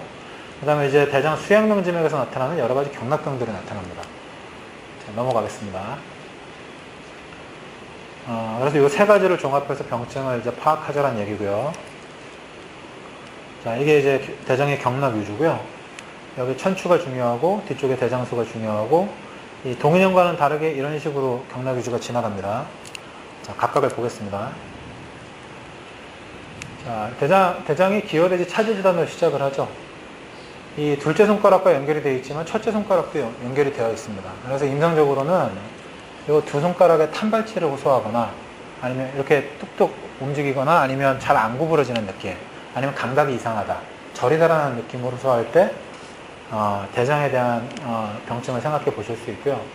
그 다음에 순지상염, 추락곡 양걸지간, 상임 양근지주, 이 양계 부위의 통증이 굉장히 많죠. 이건 이제 아이를 기르시는 임산부들이 상당히 많고, 그 다음에 이제 뭐 수작업을 하시는 여자분들도 굉장히 많이 호소하는 부위인데, 이 양계에 만성적으로 생기는 건초염이라든지 손목질환이 대장의 오염을 해서 쉽게 치료할 수 있는 질환이라는 거. 자, 그 다음에 순비상염, 입주혈염, 상노해전염, 상견. 이 순비상염이라는 게 제가 아까 말씀드렸던 이 부위인데요. 수삼리, 수오리가 위치하는 대장의 기울기 커지는 부분이죠. 이 부분이 뻐근하고 아프다는 분들이 상당히 많은데, 대장의 오염을 곡지라든지 양계에서 상당히 쉽게 조절할 수 있고요. 그 다음에 입주혈염은 곡지와 주류를 얘기합니다. 보통 이제 테니스 엘보를 호소하시는 분들이 이 외측 상가 부위의 통증을 많이 호소하시는데, 기준을 어떻게 보시면 되냐면 말 그대로 외측 상가 부위의 뼈 부위를 기점으로 해서 대장과 삼초가 나누어져요. 삼초가 주관하는 영역은 이 뒤에 삼각근, 천정이 있는 영역부터 이 외측 상가의 뼈까지라고 이해하시면 되고요. 이 뼈부터 곡지까지 넘어오는 부위가 대장의 영역인데, 이게 이제 곡지 주위는 거의 정확하게 대장이고 이 천정 주위는 거의 정확하게 삼초인데, 뼈 위에 부분이 아프다고 하면 헷갈리는 경우가 많습니다. 이건 대장인지 삼초인지 구분을 해서 치료하시면 돼요. 대장일 때도 있고 삼초일 때도 있습니다. 근데 보통 대부분 대장으로 진단을 하고 사용을 하면 치료가 잘 안 되는 경우가 많아요. 삼초일 확률이 많기 때문에 이건 팁으로 하나 알아두시고, 그 다음에 여기서 이제 올라가게 되면 삼각근이 커지면서 상당히 기울기 많아지죠. 그래서 이 삼각근 주위가 뻐근하고 아프다, 나는 어깨가 무거워서 이걸 들어올리질 못하겠다라고 얘기하시는 부분들, 이런 분들한테 이제 곡지를 쓰시면 상당히 좋은 효과가 있고요. 그 다음에 앞에 있는 견우, 이 견우가 대장에 문제가 생길 때 나타나는 포인트가 됩니다. 그래서 견우열의 압통을 확인하시는 게 상당히 중요하고, 이게 이제 올라가게 되면 견쇄관절 사이에 거골이라는 혈자리가 있고요. 요건 이제 쇄골이랑 뒤에 견갑골이 합쳐지는 그 부위의 온폭한 틈을 생각하시면 돼요. 거기를 삼각형 부위를 바깥으로 누르는 겁니다. 자, 그 다음에 출우글지전염이라는 표현에서 대추와의 연관관계를 생각할 수 있고요. 이 부분은 동인형을 보고 그냥 공부하시면 그냥 지나치기 쉬운 부분인데, 이 대장의 삼간이라든지 곡지라든지 양계를 사용해서 이 한강을 치료할 수 있고요. 한강의 굉장히 많은 빈도가 대장이 차지합니다.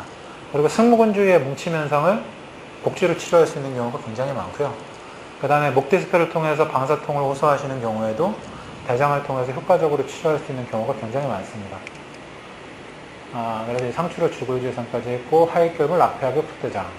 이 대장은 아까 대장의 기질적인 병증에 대해서 설명드렸죠.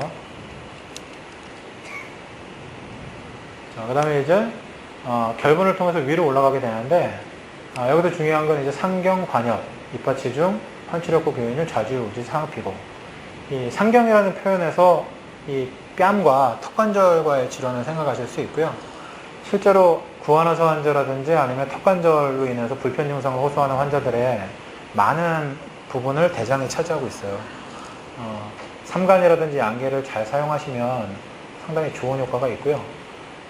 그 다음에 아래 하치중으로 대장이 들어갑니다. 이게 이제 하치중 중에서는 하치통이 중요한 게 아니라 그 이빨을 감싸고 있는 잇몸을 생각하시면 되고요. 원래 잇몸 질환은 신장의 병인 경우가 많은데, 특징적으로 아랫잇몸이 많이 붓거나 풍치를 많이 호소하는 경우에 대장의 습열인 경우가 굉장히 많습니다. 그래서 이 치과 치료로도 잘 않는 풍치 환자들을 침 치료만으로도 치료할 수 있는 경우가 굉장히 많고요. 그 다음에 이제 아까 말씀드린 대장의 수불이나 습열로 인한 줄줄 흐르는 콧물, 대장으로 상당히 치료가 잘 되고요. 그 다음에 사암침 하시는 분들은 왜 귀밑멍으로 확인하면 대장전격 이런 얘기 들어보셨죠? 이 대장의 스불이 오랫동안 형체화되면 경종이라든지 귀밑의 멍울 형태로 나타날 수도 있어요. 그런 경우에 이제 이게 대장의 스불이구나 생각하시고 대장의 스불 치료를 하실 수도 있고요. 혹은 삼출성 중이염 형태로 이 대장의 스불이 나타나기도 합니다. 그 다음에 이제 이게 머리까지 올라가고 있지는 않은데 코를 지나서 대장의 스불이 위로도 올라가면 두한증이 생겨요. 그래서 밥을 먹으면 머리에 땀이 지나치게 많이 난다. 아니면 뜨거운 걸 먹으면 얼굴에 땀이 줄줄 흐른다는 질환에도 대장에 대한 치료를 하시면 굉장히 효과적입니다. 그래서 이렇게 경락유주를 통해서 짐작을 해보시고 아까 말씀드린 대장은 진액을 주관하기 때문에 이 진액의 여부가 피부 상태에 영향을 미칠 수 있고 코에도 영향을 미칠 수 있다. 항문에 영향을 미칠 수 있다. 조박과 관련이 많다. 백문과 연관이 많다라는 여러 가지를 종합하면 이제 우리가 이런 사람이 대장병이구나라는 걸 알 수 있는 거죠. 그래서 이제 이게 대략적으로 대장병에 대한 리스트를 뽑아본 거고요. 이런 걸 이제 숙지하고 있는 상태에서 환자를 접해야 된다 이거죠. 내가 대장병 환자를 치료하고 싶다면 이 준비를 하고 대장병 환자를 기다리셔야 된다 이거죠. 그리고 환자가 만약에 한 가지 증상이 아니라 두 가지나 세 가지 연계 증상을 호소한다면 이거는 대장혈 오행혈을 2개 내지 4개 쓰는 것만으로도 동시에 치료가 가능하다. 예를 들어서 환자가 손목이 아프다고 하는데 뒷목도 뻐근하고 한강도 호소한다. 동시에 치료가 가능합니다. 환자가 어깨가 잘 안 올라가고 어깨가 뻐근하다고 얘기하는데 대장 상태가 좋지 않고 허리가 아프다고 하면 이것도 동시에 치료가 가능해요. 또 이런 사람이 비염이 있다. 동시에 치료 가능합니다. 이제 이런 부분들에 대한 숙지를 하시는 얘기고요. 자, 그래서 진단은 굉장히 간단합니다. 아까 말씀드린 경락병과 내상병이 있고 그 사이에 교집합이 있는데 내상병은 천추를 통해서 확인하시고 경락병은 거거를 통해서 확인하시면 되고요. 이 대장수는 환자가 이 부위가 아프다고 호소할 때 대장의 가능성이 있다라고 보시면 돼요. 저희 같은 경우는 이 허리 염좌 환자를 굉장히 많이 보고요. 제가 이제 디스크 환자이기 때문에 이 대장의 디스크 환자를 잘 놓치질 않아요. 그리고 이제 주말 같은 경우에 대략 허리 염좌 환자가 뭐 20분 정도 오신다고 볼 수 있는데 그 중에 10분 정도가 대장 환자입니다. 제가 이제 대장병 환자라서 그런지 몰라도 이 현대인들은 대장의 문제가 굉장히 많기 때문에 이 부분이 아프다고 하면서 천추의 경계를 호소하고 이 허리를 움직이면 굉장히 힘들고 불편해하는 허리 염좌 환자가 굉장히 많이 오거든요. 그런 환자들한테 삼간을 적절히 사용해 보시면 그 자리에서 불신도가 좋아지는 걸 확인하실 수 있고 양계를 제대로 써보시면 그 자리에서 통증이 상당히 줄어드는 걸 확인하실 수 있어요. 대장병 환자는 거의 놓치지 않고 치료할 수 있으니까 이 부분에 대해서 한번 확인해 보시고요. 넘어가겠습니다.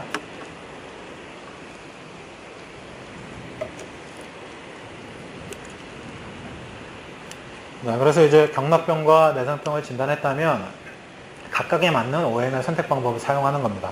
이 경락병일 경우에는 환자의 증상을 들어보고 피맥 육궁골 중에 어디에 나타난 질환이냐. 이 피맥 육궁골은 전신적인 피맥 육궁골이 아니라 대장의 경락이 지나가는 대장 수양명 지맥이 주관하는 피맥 육궁골이라고 생각하시면 돼요. 내상병은 대장의 운동 상태랑 한혈조수 편차가 어떤가로 평가를 하게 됩니다. 자, 경락병에서 ROM의 감소가 뚜렷하다. 움직이면 아프다. 이때는 상간힘을 쓰시면 돼요. 이거는 어떤 대장 주관하에 병증에서도 다 해당이 됩니다. 예를 들자면 아까 말씀드린 이 둘째 손가락의 탄발지 잘 안 구부러져요. 움직이면 아파요. 이게 이제 엄지손가락의 내측 부분하고도 같이 해결돼요. 이렇게 봤을 때 이 안쪽입니다. 이렇게 이 안쪽이 대장이 주관하는 영역이고요. 이게 안 될 때 상간을 쓰면 상당히 좋아요. 손목을 조금만 움직이면 아프다. 돌릴 때 아프다. 상간을 쓴 다음에 그 자리에서 움직여보세요라고 확인을 하면 상당히 부드러워지는 게 확인이 되고요. 팔꿈치를 쭉 펴면 아프다. 아니면 이렇게 힘을 주면 아프다라고 했을 때 상간을 써보시면 효과가 있습니다. 또 팔을 못 올리는 경우, 아니면 팔을 뒤로 못 젖히는 경우, 이때 이제 보통 이 견우 부위라든지 거골 부위가 아프다고 얘기를 하는데 그때 이제 반대편에 상간에다 침을 놓고 움직여보라고 하면 ROM이 상당히 증가하고 움직이기 수월하다라고 얘기하는 경우가 많고요. 그 다음에 제가 아까 강조드린 이 대추 부위의 한강. 보통 이제 한강 환자들이 로보트가 돼서 많이 오죠. 좌우로도 안 되고 앞뒤로도 안 돼. 그럼 이제 환자한테 어떤 동작이 가장 불편하냐.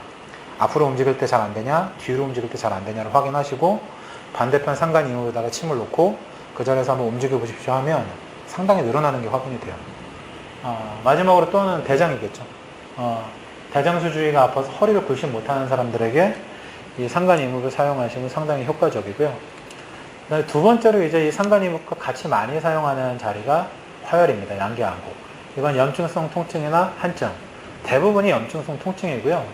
이 목혈과 화열을 사용하게 되는 경우가 한의원에 내원하는 대부분의 염좌 환자라고 생각하시면 돼요.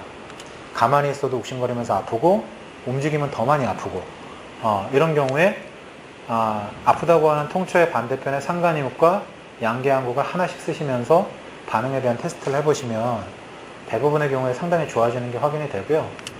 이제 이 부분이 사암침법에 없는 조합이죠. 그래서 이제 이 대장의 근골격계 환자를 사암침법 쓰시는 분들이 상당히 해결하기가 어렵고요. 그럼 이 논리를 다른 장부에까지 확장해서 해석을 해보면 사암침을 하시는 분들이 근골격계 질환을 잘 치료하는 경우가 몇 가지가 있습니다. 소장 굉장히 치료를 잘해요. 삼초도 치료를 잘합니다. 위장도 치료를 잘해요.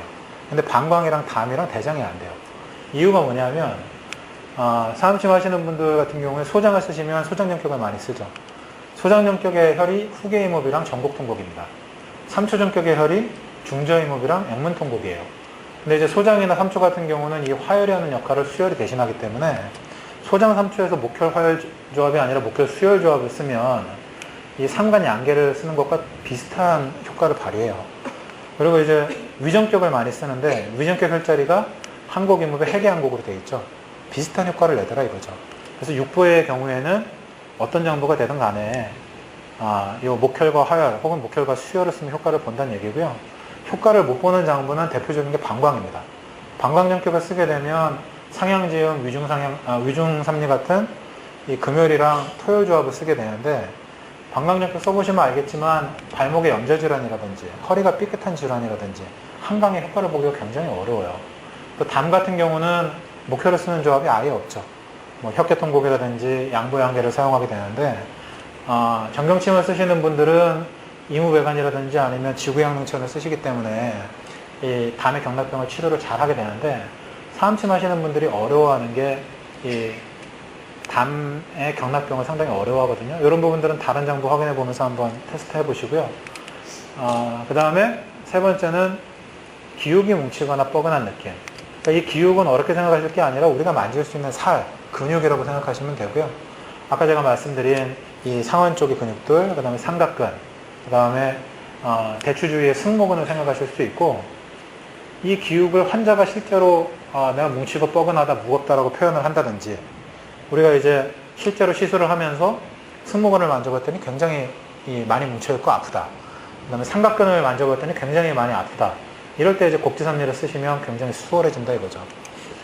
그 다음에 마지막에 이관통곡은 저같이 비습한 사람이 아니라 약간 조혈성 경향의 사람이 약간의 이 염증을 호소하거나 관절이 뻑뻑하다고 할 때 이관통곡을 쓰시면 좋습니다.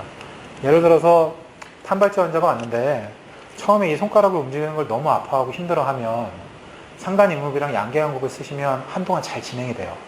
근데 이제 양계양곡을 쓰시다가 그만 쓰셔야 될 시점이 언제냐면 염증이 사라지면 그만 쓰셔야 됩니다.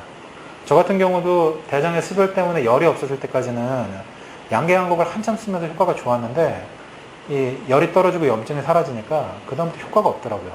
환자 같은 경우도 이제 마찬가지로 호소하게 되는데 염증이 사라진다면 환자들이 주로 호소하는 증상이 이게 움직이기도 좀 편해졌고 아프기는 덜 아픈데 왠지 뻑뻑하고 불편하다 이런 느낌을 호소해요. 이게 이제 관절의 경우일 때 이관통곡을 쓰시면 나머지 부분을 해결할 수 있는 방법이 된다는 거죠. 자, 넘어가겠습니다. 자, 그 다음에 내장병에서의 오염의 선정은 육부 같은 경우는 굉장히 단순합니다. 그래서 첫 번째 보셔야 될 게 조수편차. 이 조수편차 중에서도 대장은 수불이 많은 장부예요. 이 대장의 진해급수의 저하로 인한 건조증은 사실 침치료로 금방 해결하기가 어렵습니다. 이거는 굉장히 오랜 시간 소요를 해야 되기 때문에 일단 수불에 대한 부분을 이해하시면 되고 제가 아까 말씀드린 대장 수불에 정체가 있다 이러면 곡지삼리를 사한다를 쓰시면 되고요. 그 다음에 육부 같은 경우는 한일편차 중에서 양어를 해결하기가 상당히 어렵습니다. 이 양어는 오장의 영역이라고 이해하시면 되고요. 육부에서는 타고난 양어를 해결하기 어렵고 침치료로 효과를 볼 수 있는 부분은 열울에 대한 부분이다. 양계양곡을 사한다, 양계직으로 사한다 이렇게 보시면 되고요. 그 다음 마지막으로 남아있는 거는 대장 자체의 운동이 안 될 때, 장운동이 안 돼서 천추가 많이 뭉쳐있거나 평소 이제 장 운동이 무력하다. 나는 장이 안 움직이는 것 같다. 그리고 실제로 천추를 확인해 봤을 때 압통만 느껴지는 게 아니라 뭉쳐있는 게 확인이 된다 이러면 상간이호를 쓰시면 상당히 좋죠. 그래서 이 세 가지를 정리해서 사용하시면 제가 아까 말씀드렸던 피부질환이라든지 비염이라든지 두한증이라든지 아니면 대장의 수별로 인한 치질이라든지 아니면 대변의 불편사항들을 해결해 줄 수 있는 방법이 되는 거죠. 자, 넘어가겠습니다.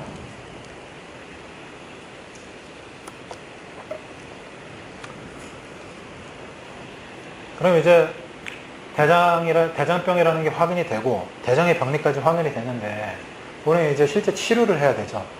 그럼 이제 실제 치료를 해보시면 알겠지만 침을 정확하게 잘 넣는다는 게 굉장히 어려워요. 이게 뭐가 어렵냐 생각하실 수도 있는데 제가 보기에는 침을 정확하게 잘 넣는 거는 이 사람들 수준이 돼야 돼요. 마이클 조단 수준으로 이 덩크슛이라든지 레이업을 하셔야 되고 타이거 우즈 수준으로 드라이브 샷을 치셔야 되고 차유람 선수처럼 이 스트로크를 정밀하게 하셔야 되고 이 서영환 탁구 선수처럼 이 깎기라든지 드라이브를 잘 하셔야 되는데 이게 과연 쉽냐 이거죠. 근데 이걸 강조드리는 이유가 저도 이제 임상연차가 10년이 좀 넘었고 이제 그동안 강의를 하면서 진행을 하면서 보면 20년차, 30년차 넘으신 분들도 같이 강의를 하고 치열에 대한 이제 확인을 하는데 이 부분이 실제로 굉장히 어렵습니다. 그리고 이 부분이 어려운 이유가 가만히 생각해 보시면 치열에 대해서 전문적인 교육을 받아본 적이 없고 아마 연습을 많이 해본 적이 없을 거예요. 그러니까 이거는 이제 환자한테 치료하면서 늘게 되는 실력과는 별개의 문제입니다. 예를 들면 골프 많이 치시죠.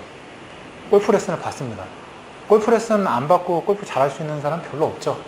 근데 이제 필드를 나는 많이 뛰었어. 드라이버 샷에 대해서 뭐 한 달 정도, 두 달 정도 레슨을 받고 필드에 나가서 내가 좀 공을 잘 쳐. 그때부터 계속 필드를 뛰어요. 이 사람은 싱글 갈 수 있을까요? 굉장히 어렵습니다. 근데 당장에 필드를 많이 뛰지는 않더라도 내가 장기적으로 3년에서 5년 정도 드라이브 샷이라든지 아이언 샷에 대한 계속적인 레슨을 받고 그걸 바탕으로 해서 필드에 나가서 점검을 하고 그 다음에 다시 한번 또 연습을 하고 이 과정을 반복한 사람이랑 싱글에 도달하게 될 확률이 굉장히 차이가 나요. 근데 지금 현재 상황은 뭐냐면 이런 레슨을 해본 적이 없다는 거죠. 현실이 그렇습니다. 이 부분에 대한 말씀을 드리는 거고요. 그래서 이제 오늘 취혈에 대한 부분을 설명드리려고 했는데 시간이 지금 없으니까 일단 이따가 관심이 있으신 분들은 제가 취혈 자리를 한번 잡아드리는 시간을 가질 거고요. 저희 이제 충통의학회에서 이 취혈에 대한 것들을 공유하기 위해서 저희 충통 아카데미에 오시면 이 OML 취혈 동영상을 전부 찍어서 공유를 하고 있어요. 그러니까 오늘 같은 경우는 삼관과 곡지에 침을 넣는 방법, 그 다음에 양계와 이관에 침을 넣는 방법을 실제 이제 모델 2명에 대해서 실제로 시연을 하고 있는데 관심이 있으신 분들은 사이트 오셔가지고 한의사 인증만 하시면 OML 취혈 동영상은 무료로 보실 수 있으니까 이번 기회를 통해서 한번 취혈에 대한 연습을 해보시고요. 자, 그러면 이 취혈이 또 왜 어려운가에 대한 설명을 드려보겠습니다. 이제 저희 같은 경우는 그 진료를 할 때 원칙으로 삼는 게 치료 전의 설명과 치료 후의 평가와 설명이 굉장히 중요해요. 이게 굉장히 중요한데 예를 들어서 이제 상간이호흡을 환자가 왔습니다. 뭐 엊그제도 저한테 한강 환자가 왔는데 한강 환자가 오면 진단을 하기 위해서 이제 어깨를 확인해 보죠. 그래서 이제 어깨를 일단 주물러 봐요. 어깨 주위를 주물러 보고 승모근이 많이 뭉쳐 있다면 근육에 긴장이 있고 많이 뭉쳐 있는 거구나. 그 다음에 이제 거골의 압통을 확인해 봅니다. 거골의 압통을 확인해 보면 거골의 압통이 견장이라든지 천정에 비해서 뚜렷하면 이 사람은 대장에 문제가 있는 거죠. 왜냐하면 이제 승모근은 관여하는 부분이 굉장히 많기 때문에 대장만의 문제는 아니고요. 이게 이제 삼초인 경우도 있고 방광인 경우도 있고 가장 많은 경우는 간인 경우가 굉장히 많습니다. 근데 이제 이 거골의 압통이 뚜렷하게 확인이 된다면 이 승모근의 긴장을 대장과 관련된 긴장으로 볼 수 있다 이거죠. 그리고 한강 환자가 주로 호소하는 증상이 주로 못 움직이는 거죠. 못 움직이는 거고 움직일 때 많이 아프다.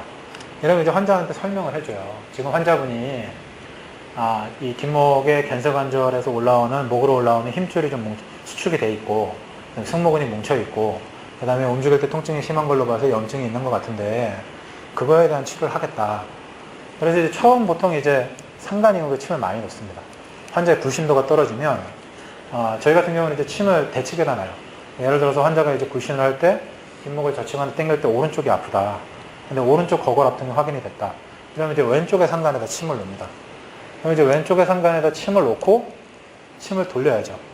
침을 이제 한 방향으로 돌리는 방법을 쓰는데 이게 이제 실제 해보시면 알겠지만 환자의 손 모양을 이렇게 만들어 놓은 다음에 여기에 상간에 정확하게 자침을 해서 침을 진침을 하고 이거를 계속 돌리면서 환자의 반응을 보기 위해서는 굉장히 능숙한 과정이 필요해요. 그리고 이제 그걸 돌리는 과정 중에서 환자가 굉장히 아프다고 하면 확인이 안 될 것이고 이 상간에 침을 진침을 했는데 놓자마자 손이 튀어서 문제가 되면 이것도 어려울 것이고 상간은 효과가 굉장히 좋지만 처음에 침 놓기가 좀 어려운 자리인데 어찌되었든 간에 상간에 능숙하게 침을 놓고 자연스럽게 돌릴 수 있어야지만 환자가 침 놓은 거에 대한 부담감을 느끼지 않고 목을 한번 움직였다 앞뒤로 움직여보면서 움직이기가 좀 편해지네요. 많이 넘어갑니다. 이런 확인을 할 수 있다 이거죠. 그래서 이제 상간에서 효과가 난다면 이거는 대장의 경근병이구나라는 확인을 하고 그 다음에 이목을 쓰는 겁니다. 이목을 쓰게 되면 배가적인 효과가 있어요. 그래서 상간에서 효과가 나게 되면 추가적인 효과를 위해서 이목을 쓰는 겁니다. 이걸 이제 반대로 놓는 방법은 사용하지 않아요. 왜냐하면 육부의 장부가 뭐가 됐든 간에 이목을 놓으면 경근병은 조금씩은 풀립니다. 근데 이목을 놓고 효과를 보면 원인이 뭔지 알 수가 없으니까 치료를 할 때는 실제적으로는 신경에 대한 치료를 먼저 하시고 상간에서 효과를 보면 이게 대장의 경건병이구나. 그럼 효과를 추가해주기 위해서 이목을 쓰자 이렇게 평가하시는 거고요. 그래서 이제 환자한테는 이제 물어보죠. 처음에 움직이기 불편했던 게 10이었다면 이 침을 맞은 다음에 얼마나 좋아졌냐. 이제 환자가 어느 정도 느낌을 얘기하겠죠. 대략 뭐 50% 정도 좋아진 것 같다. 움직이기는 편해졌는데 아직 통증은 많이 남아있다. 이렇게 얘기를 하면 그 다음 단계로 넘어가는 거죠. 두 번째 사용할 때는 양계양곡을 보통 많이 사용합니다. 이 침을 놓기 전에 환자한테 설명을 하죠. 지금 이제 근육이 힘줄이 수축이 되고 그 상태에서 자꾸 뻑뻑하게 움직이다 보니까 이 염증이 생겼는데 이 염증을 줄여주는 침을 놓겠다. 이 침을 놓은 다음에 아픈 정도가 얼마나 줄어드는지 한번 확인해 보자. 그럼 이제 상간이음을 놓은 상태에서 여기다 양계를 놓는 거죠. 양계도 취열이 조금 어렵습니다. 이게 이제 단순하게 스너프 박스에다 침을 놓으시면 안 되고 이 지금 엄지손가락을 올렸을 때 올라오는 힘줄에 붙여서 놓으셔야 돼요, 침을. 근데 이 힘줄을 건드리지 않으면서 이 주위 구조물을 건드리지 않는 빈 공간에 놓으셔야 되는데 그 공간에 양계를 놓으시고 그 다음에 이 양곡, 제가 아까 어렵다고 말씀드렸던 양계에 정확하게 침이 들어가면 이 염증에 대한 치료가 굉장히 탁월해요. 제가 보기에는 이거는 진통제 이상의 효과가 있는 것 같고요. 저 같은 경우도 실제로 경험을 많이 했고 환자들한테는 항상 확인을 하고 있는 부분이고 이 화요를 정확하게 쓰시면 굉장히 좋은 점이 많습니다. 거의 그 자리에서의 통증 감소를 많이 확인하실 수 있어요. 그래서 이제 두 번째로 이 침을 놓은 다음에 아까 움직이기는 편해진다고 했는데 그 아픈 느낌은 좀 어떻습니까? 아픈 느낌이 상당히 덜하다고 얘기를 많이 해요. 자, 그 다음에 이제 곡지삼리 같은 혈자리는 언제 쓰냐? 예를 들어서 움직이기도 힘든데 승모근이 너무 많이 뭉쳐있어. 그래서 처음 생각은 상간이물을 쓰면 당연히 좋아지겠지 하고 침을 놨는데 환자한테 물어보니까 전혀 안 좋아진다는 거예요. 움직였다 피는 게 처음에 10이었다면 뭐 9나 될라나 잘 모르겠다. 이러면 효과가 없는 거거든요.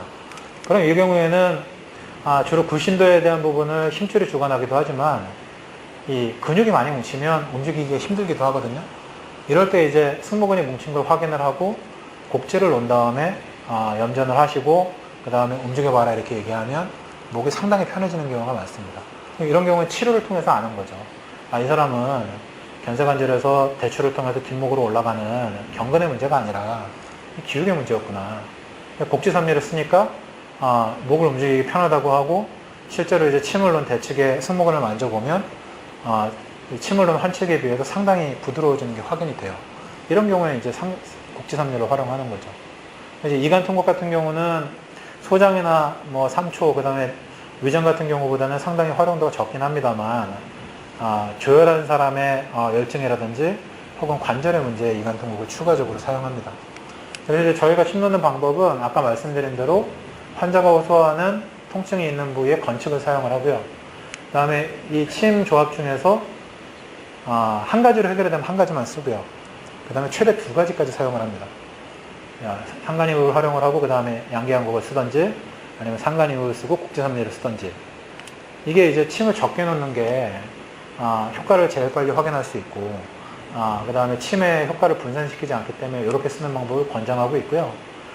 보통 이제 그런 말씀을 많이 하세요. 이게 효과가 좋은 자리라면 염증도 있고, 경근병도 있고, 이 기육도 뭉쳐있으면 다 쓰면 되는 거 아니냐. 물론 다 써도 되는데, 이 각각 하나를 썼을 때 그래도 효과가 많이 떨어집니다. 그리고 이걸 다 치료한다고 환자가 고마워하느냐, 그것도 아니에요. 차라리 이 세 개의 문제가 다 있다면 경근에 대한 부분이랑 염증에 대한 부분을 환자한테 고지를 하고 치료를 하다가 이 부분들이 어느 정도 좋아졌는데 이 기육의 뭉침 때문에 남아져 있는 부분이 있다면 나중에 쓰시는 게 환자한테는 더 어필이 되죠. 그리고 치료의 측면에서 어느 게 효과가 있는지 구분도 좀 잘 되고, 저희가 이제 사용하는 방법은 이런 식으로 권장을 드리고요. 그래서 이제 이런 치료 방법을 통해서 침을 놓기 전에 지금 내가 놓는 침이 이런 효과가 있는 침이다. 그 다음에 효과를 확인을 하고, 그 다음에 전체적인 환자의 병의 원인과 경과를 설명해 줘야 됩니다. 그래서 이제 저 같은 경우는 어떤 방법을 쓰냐면, 일단 내상병 환자와 경락병 환자를 구분을 하고요. 이걸 겸해져 있는 환자에게는 더 좋은 설명을 하죠. 어떤 식이냐면, 예를 들어서 주말에 잘못 자가지고 한강 환자가 온 거죠. 아까 말씀드린. 근데 한강 환자한테 천추합통이 없는 경우가 굉장히 많아요. 근데 이제 혹시 천추합통이 있을 수도 있습니다.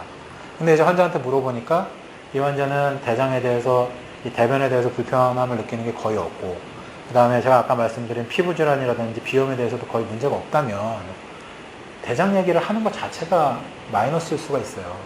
아니, 뒷목이 아파서 왔는데 왜 대장이 안 좋다고, 내가 대장 내시경 했는데 용종도 없고 깨끗하다고 그랬는데 왜 약 먹이려고 그러냐, 왜 쓸데없는 소리를 하냐, 이런 빈축을 할 수도 있는데, 이런 경우에는 단순하게 견세관절 주위에 힘줄이 문제가 생겨서 혹은 인대가 문제가 생겨서라고 설명을 하시면 오히려 그 환자한테는 설명에도 용이하고요.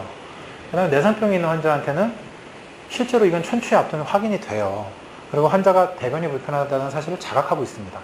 그리고 실제로 본인이 피부의 문제라든지 부환증이라든지 아니면 비염이라든지 이런 증상을 자각하고 있기 때문에 이거에 대한 설명을 해주면 이해가 쉬워요. 이런 병의 원인들이 지금 장운동이 안 돼서 대장에서 대변 배출이 원활하지 않고 이 습이 쌓이다 보니까 문제가 된 겁니다. 이거에 대한 치료를 해보시겠습니까? 또 이 사람들이 이런 질환을 호소할 확률이 굉장히 많습니다. 손가락의 문제라든지 손목의 문제, 팔꿈치의 문제, 어깨의 문제, 뒷목의 문제, 허리의 문제를 호소하는 경우가 굉장히 많기 때문에 환자분은 이 대장 상태가 안 좋아서 이러이러한 내상병도 있지만 아마 돌아가면서 이런 부분에 문제가 생길 확률이 있다. 혹시 그런 질환이 생기게 되면 오셔서 치료를 하시면 된다. 이렇게 말씀하시면, 저희 한의원 같은 경우는 지금 10년, 11년 다니는 환자분들 중에 이렇게 대장 시리즈를 가지고 계속 오시는 분들이 있어요. 예를 들면 뭐 김밥천국에서 오토바이 배달하시는 분들, 노가다 하시는 분들, 공장에서 일하시는 분들이 이 대장의 기술적인 문제를 가지고 계신 분이 어떨 때는 팔꿈치가 너무 아프다고 와요. 그러면 미리 얘기해줬기 때문에 또 치료를 하면 심각한 상태에서 오지 않기 때문에 간단히 또 치료가 됩니다. 그럼 또 잊을만 하면 허리가 아파서 와요. 확인해보면 또 요추 4, 5번의 염좌로 오는 경우가 많기 때문에 또 치료를 해드리죠. 그러다 보면 또 어깨가 아파서 와요. 또 그리고 한참 있다 보면 뒷목이 아파서 오는 경우가 많습니다. 그러니까 이런 식으로 대장병이라는 하나의 카테고리를 가지고 이 사람은 대장병으로 인해서 어떤 문제가 생길 확률이 많다. 이 내상병과 이 경락병을 동시에 겸하는 환자군이라는 생각을 하시면, 이거에 대한 설명을 하시면 이 환자가 한번 이해를 하고 그거에 대한 치료를 받아서 효과를 보면 이탈할 확률이 굉장히 적습니다. 거의 평생 환자가 된다고 보셔야죠. 이 작업을 육부 6개에 대해서 전체적으로 하셔야 되고, 내상병 같은 경우는 이제 오장이 중요하기 때문에 오장에 대한 부분을 폭넓게 접목을 해서 오장 육부에 대한 준비를 하시고 환자에게 설명을 해준다면 좀 더 효과적인 진료를 하실 수 있다는 얘기죠. 제가 추천드리는 방법은 이런 방법이고요. 자, 그래서 치료를 진행하면서 중간 상담을 시행합니다. 처음 치료했을 때 저희 원칙은 병의 원인을 설명해 주고 치료실로 가고, 그 다음에 침치료를 한 다음에 그때그때 효과를 확인하고요. 그 다음에 침치료를 한 다음에 복진과 주소증의 감소를 확인을 해줍니다. 그 다음에 이게 진행이 되면서 침치료를 3번에서 5번 혹은 7번 정도 받을 때마다 중간 상담을 해요. 이 복진과 주소증이 얼마나 변했는지. 그러니까 이 복진은 뭐 아주 거창하게 생각하실 게 아니라, 천추복진이 뚜렷했다면 처음에 압통 강도가 3이었다면 뭐 열흘 정도 침을 맞았을 때 한 단계 정도 줄어들었는지, 아니면 거골압통이 3이었다면 한 단계 정도 줄어들었는지에 대한 이 설명을 해주는 것만으로도 환자와의 앞부 형성에 상당히 도움이 되고요. 이런 중간 상담을 하시면서 치료하는 것과 그런 거 없이 뭐 날 때까지 치료 받아봅시다. 뭐 침 맞다 보면 좋아지겠죠. 이렇게 하는 것과는 굉장히 차이가 나서 끝까지 치료할 수 있느냐, 그 다음에 제가 아까 말씀드린 대로 이 사람이 평생 올 수 있느냐, 여기서 차이가 굉장히 많이 납니다. 이 치료를 끝까지 진행할 수 있는 원동력으로 삼기 위해서 침치료 환자한테도 중간 1차를 해주셔야 되고요. 결국 이런 과정이 수행이 되면 환자가 믿기 시작하죠. 그 다음에 대장의 스불에 대한, 아니면 뭐 위장의 문제에 대한, 소장의 문제에 대한 한약 치료로 연결될 확률이 굉장히 높습니다. 그리고 이 치료가 연결이 되게 되면 이미 이런 과정을 통해서 병리에 대한 확신이 서 있는 상태이기 때문에 약 치료를 썼을 때 좋아질 확률이 굉장히 높습니다. 이런 방식으로 진행하시는 거를 한번 생각해 보세요. 자, 이제 여기까지 해서 대략적인 내용은 다 됐고요. 사실 오늘 말씀드린 내용이 저희 정기 한의사 강의에서 6시간 동안 해야 될 내용인데 짧은 시간에 축약을 하다 보니까 좀 미진한 점이 있었는데, 오늘 강의는 이런 식으로도 진료를 할 수 있구나. 만약에 이제 오행열로 대체를 해서 환자들한테 이런 설명을 할 수 있다면, 또 이런 효과를 볼 수 있다면 한 번쯤은 해보실 만한 시도라고 생각이 되니까 공부를 한번 해보시고 도움을 받으시면 좋겠고요. 그 나눠드린 브로셔에 보면 저희 이제 학회 이 활동이라든지 아니면 2달에 한 번씩 하는 임상특강이라든지 아니면 동영상 강의라든지 이런 부분에 대한 설명이 되어 있으니까 그 부분 참고하셔서 공부하실 분들은 앞으로 같이 공부하면서 계속해서 행복한 한의사 생활을 해 나갈 수 있는 동료가 되셨으면 좋겠습니다. 오늘 정규 강의는 여기까지 하고요. 아까 말씀드린 대로 치열이라든지 이런 부분에 관심이 있으신 분들은 저에게 오시면 그 부분에 대한 추가 설명해 드리겠습니다. 예, 수고하셨습니다.